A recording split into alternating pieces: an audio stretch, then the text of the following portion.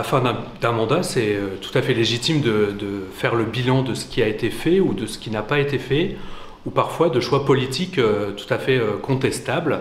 Nous considérons que ce mandat 2014-2020 est un mandat perdu pour Nancy. On a beaucoup d'indicateurs, mais on a aussi beaucoup de Nancéens qui nous le disent, que cette ville a décroché pendant ces 6 années. Cette majorité municipale, par ses choix politiques, n'a pas suffisamment pris en compte les transitions nécessaires, à commencer par celle de la transition écologique. On sort quand même d'un mandat où, sur le plan des mobilités, c'est un échec total. Aucun choix réel n'a été fait. Alors que partout ailleurs, la priorité est donnée au transport en commun, au mode doux de déplacement, au vélo, à la marche à pied. À Nancy, nous en sommes au point mort. Nous avons finalement même reculé, puisque nous en sommes seulement aujourd'hui, en 2020, à débattre de ce que sera demain la ligne 1 de transport en commun. Il aurait fallu faire des choix plus radicaux, faire plus de place au mode doux de déplacement, donner la priorité au transport en commun. Ça n'a pas été le cas, c'est un point noir du bilan de Laurent Hénart.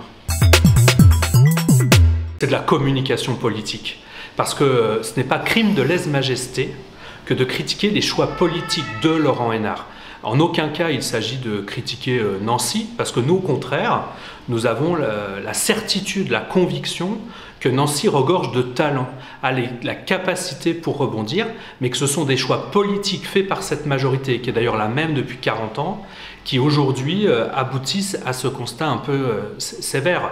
Alors aujourd'hui, bien évidemment, on nous accuse de faire du Nancy bashing, mais ça n'est en aucun cas le cas. On a le droit de critiquer les choix politiques de la majorité sortante.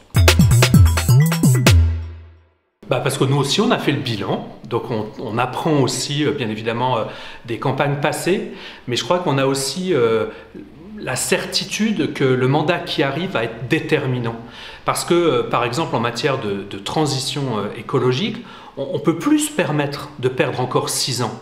Les choix, ils sont à faire maintenant, parce que les enjeux à l'échelle de la planète, c'est maintenant qu'ils doivent être traités. Donc on ne peut pas encore se dire 6 ans durant, on ne fera rien, on sera spectateur des évolutions du monde, et nous, tout va bien, Madame la Marquise, continuons comme avant. Donc on a aussi en nous l'impérieuse nécessité, et peut-être que nous le faisons de manière plus offensive, de dire aux Nancéennes et aux Nancéens que le moment est venu de l'alternative à Nancy. Non mais c'est bien évidemment le concurrent majeur, parce que c'est le maire sortant, donc bien évidemment il est aujourd'hui la cible de nos critiques. Mais après, une campagne électorale, ça ne se traduit pas en termes d'adversaire. Une campagne électorale, c'est la capacité à convaincre nos concitoyens de la nécessité de ce projet alternatif et d'un nouveau maire pour Nancy, à savoir Mathieu Klein. Donc on ne fait pas une campagne en pensant à ses adversaires. On fait d'abord une campagne en pensant à l'intérêt supérieur de la ville et de ses habitants. C'est ce qui nous anime. La vie politique, c'est pas la guerre. C'est un travail de conviction et de proximité. C'est à ça d'abord sur lequel on concentre nos énergies.